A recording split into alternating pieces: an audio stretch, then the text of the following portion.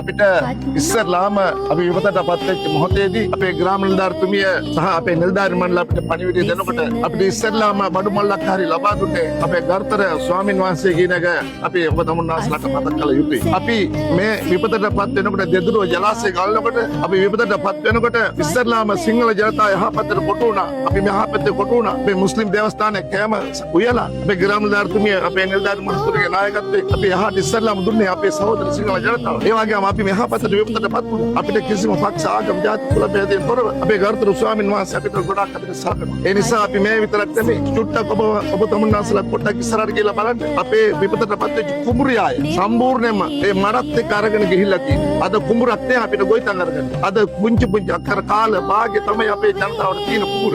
නමුත් ඒක සම්පූර්ණයෙන්ම කුඹුරත් එක්ක හොදාගෙන අද කුඹුර වෙනස් බවට පත් වෙලා තියෙනවා. විශේෂයෙන්ම උන්වහන්සේ නායකත්වය අරගෙන අපිට ලබා දීම පිළිබඳව උන්වහන්සේට සහ ආයතනයට අපේ ගෞරව කරනවා. ස්තුති පින් අනුමෝදන් කරනවා. එතකොට මේ ඉන්නේ පල්ලි සභාපතිතුමා.